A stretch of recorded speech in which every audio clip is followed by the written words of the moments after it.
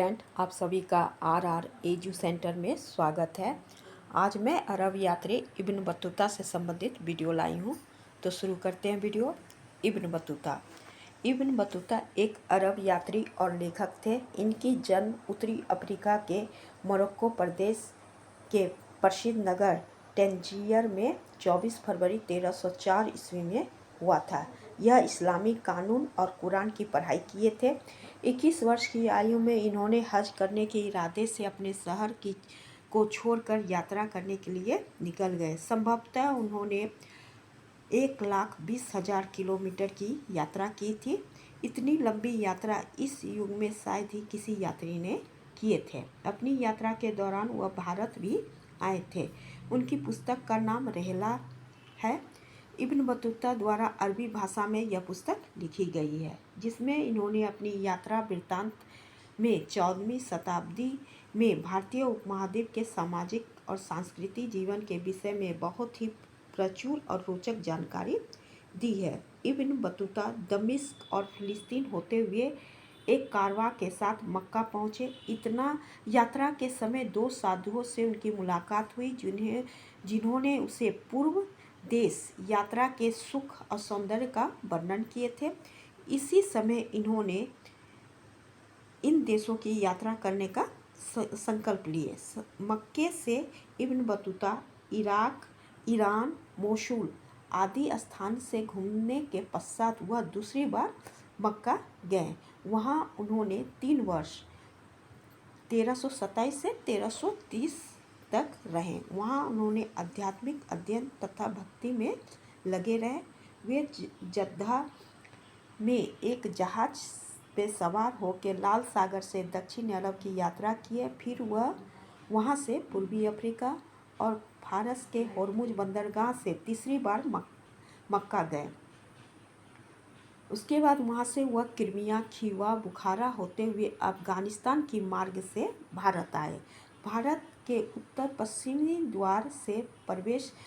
में वह उत्तर पश्चिमी द्वार से प्रवेश करके सीधे दिल्ली पहुँचे, जहाँ उस समय मोहम्मद तुगलक दिल्ली का सुल्तान थे। मोहम्मद तुगलक ने इब्न बतूता का बड़ा आदर सत्कार किए और उन्हें अपनी राजधानी का काजी नियुक्त किए।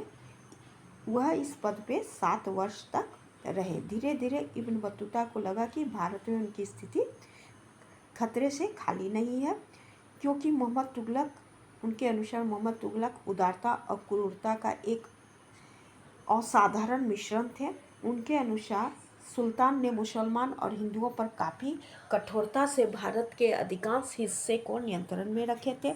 मोहम्मद तुगलक उन्हें 1342 ईस्वी में चीन का बादशाह के पास अपना राजदूत बनाकर भेजे। जब वह चीन के लिए दिल्ली से निकले, तब थोड़े ही दिन बाद सुल्तान के विरोधियों ने उन पर हमला कर दिया। काफ़ी कठिनाइयों से कालीकट अपनी जान बचाकर वह मालाबार तट पहुँचे। अंततः उनकी जहाज़ कालीकट पहुँची। यहाँ उनकी जहाज़ पूरी तरह से नष्ट हो गई।